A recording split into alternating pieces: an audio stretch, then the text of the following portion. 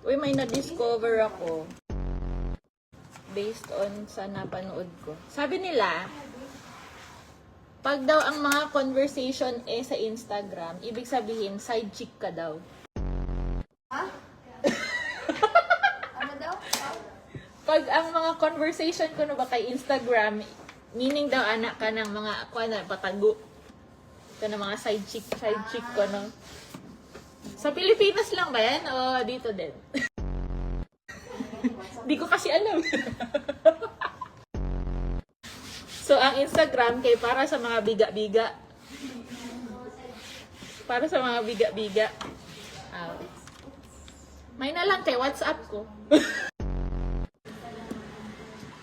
Dili sa Instagram magtambay.